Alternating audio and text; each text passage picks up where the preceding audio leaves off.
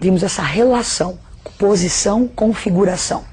Agora, a tabela, alguns exercícios do seu vestibular, algumas famílias, algumas dessas colunas, recebem um nome especial. É importante que você, vestibulando, lembre desse nome, conheça quem são os elementos que estão nessas famílias. Então, vamos ver o nome das principais famílias. Você deve saber isso muito bem. Então, a família 1A, a família dos metais alcalinos.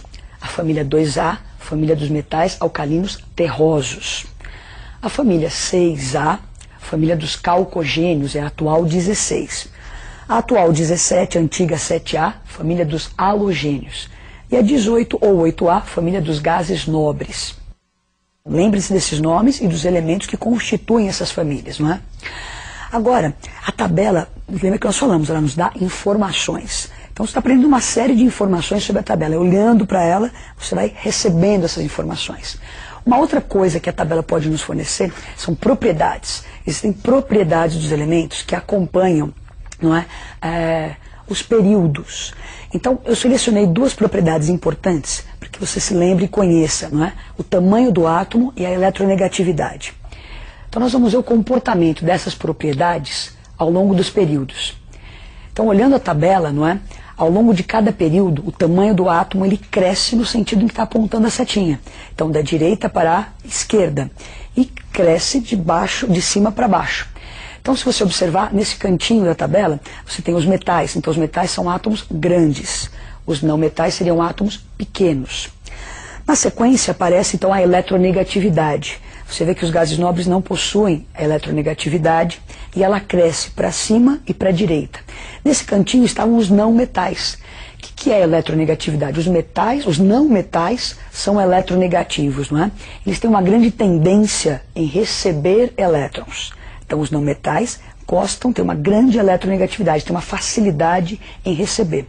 Então, se você casar essas duas informações, os metais são átomos grandes, têm uma facilidade em doar elétrons. Os não metais são átomos pequenos, com uma grande tendência em receber elétrons.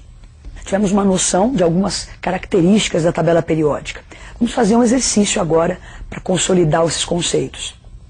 Então, olhando para o exercício.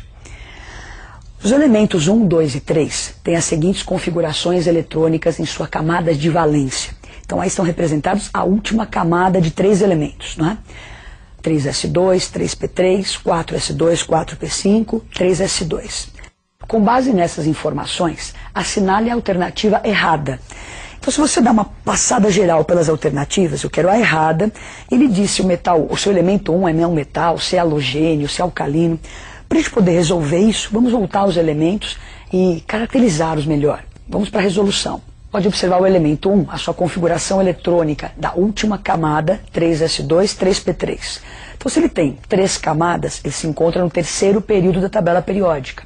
Se eu totalizar os elétrons desta última camada, 2 mais 3 são 5 elétrons, ele pertence à família 5A. Sendo um elemento da família 5A do terceiro período, ele é um não metal. Vamos para o elemento 2 agora. No elemento 2 eu tenho a configuração 4s2, 4p5. 4 camadas, se encontra no quarto período. Totalizando os elétrons, 2 mais 5, 7 elétrons, pertence à família 7A, um halogênio, a atual família 17, também um não metal. Agora o elemento 3, a sua configuração era 3s2. Então 3 camadas, ele se encontra no terceiro período, 2 elétrons na última camada, está na família 2A, um alcalino terroso, um metal. Continuando então a resolução, voltamos para as alternativas. Ele queria a alternativa errada, se você se lembra. Então o elemento 1 é um não metal, sim, acabamos de verificar isso. 2 é um halogênio, perfeito. 3 é um metal alcalino terroso, correto. Já a letrinha D dizia que o elemento 1 e 3 pertence ao terceiro período da tabela. E nós vemos que isso é verdade, eles estão ambos no terceiro período. Então a alternativa errada, a letrinha E. Os 3 elementos pertencem ao mesmo grupo, à mesma família?